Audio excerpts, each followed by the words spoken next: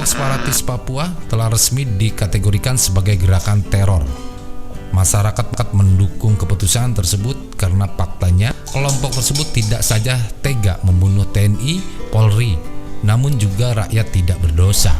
Kelompok kriminal bersenjata KKB Papua telah ditetapkan sebagai kelompok teroris oleh pemerintah.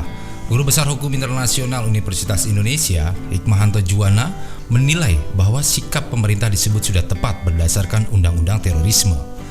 Hikmahanto juga menilai tindak kekerasan hingga upaya menghilangkan nyawa seseorang yang dilakukan oleh KKB di Papua sudah tergolong tindakan terorisme.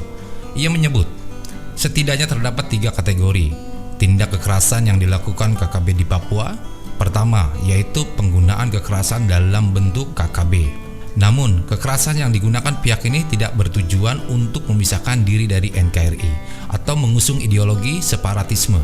Kedua, yakni kategori penggunaan kekerasan untuk tujuan memisahkan diri dari NKRI. Tindakan seperti ini tentu saja termasuk dalam separatisme bersenjata, di mana KKB merupakan pihak-pihak yang menggunakan kekerasan dengan tujuan untuk memisahkan diri dari NKRI. Hikmahanto menyatakan bahwa target kelompok separatis bersenjata tersebut adalah instalasi militer atau pemerintahan, bukan penduduk sipil. Terakhir, adanya penggunaan kekerasan yang bertujuan untuk menimbulkan suasana teror. Dalam pasal 6 Undang-Undang Terorisme menyebutkan bahwa setiap orang yang dengan sengaja menggunakan kekerasan atau ancaman kekerasan yang menimbulkan suasana teror atau rasa takut.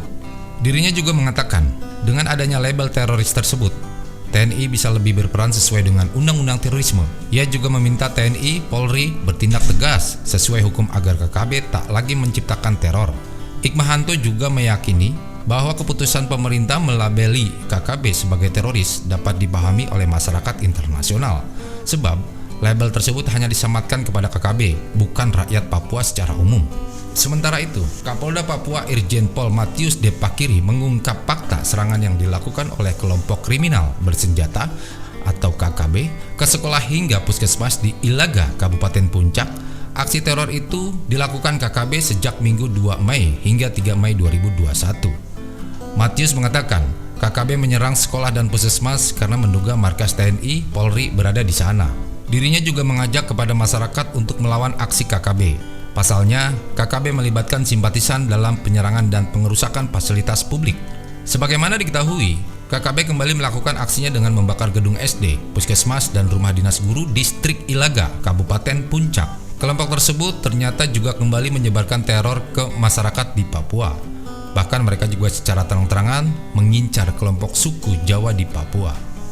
Terkait hal itu, Karopenmas Dip Humas Polri Brigjen Pol Rusdi Hartono mengatakan, TNI Polri berkewajiban memastikan keamanan masyarakat Papua dari ancaman kelompok teroris. Rusdi menuturkan, TNI Polri di Papua selalu berusaha menciptakan keamanan dan kedamaian. Pihaknya juga sudah mengantisipasi segala bentuk ancaman. Sementara itu, pemberian label teroris terhadap KKB tentu saja bukanlah hal yang berlebihan, mengingat bahwa gerakan mereka didukung oleh persenjataan yang dapat mereka gunakan untuk kepentingan mereka. Direktur Penegakan Hukum Badan Nasional Penanggulangan Terorisme (BNPT), Brigadir Jenderal Edi Hartono mengungkapkan bahwa label teroris untuk kelompok bersenjata di Papua diberikan untuk mempersempit ruang gerak dan pendanaan. Menurut Edi, hal tersebut telah diatur dalam Undang-Undang Nomor 5 Tahun 2018 tentang Pemberantasan Tindak Pidana Terorisme. Melalui undang-undang tersebut, pemerintah tentu dapat mengambil langkah strategis untuk mencegah aksi teror. Sehingga peluang-peluang yang selama ini tidak tersentuh yang dilakukan KKB ini diharapkan dengan kerangka Undang-Undang Nomor 5 Garing 2018 itu mempersempit gerakan. Dia menuturkan bahwa selama ini upaya pemerintah untuk mencegah aksi KKB di Papua terbatas. Pemerintah hanya bisa mengatasi aksi-aksi KKB lewat peradilan tindak pidana khusus.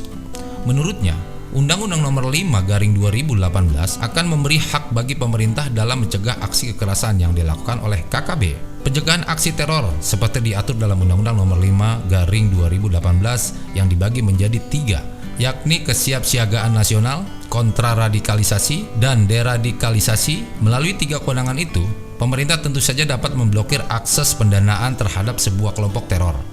Edi meyakini organisasi Papua Merdeka selama ini mendapat pendanaan untuk melaksanakan kegiatan. Jika status KKB telah menjadi organisasi teroris, tentu saja apa yang dilakukan oleh KKB dan segala nama organisasi yang berfiliasi dengan organisasi tersebut adalah tindakan teroris.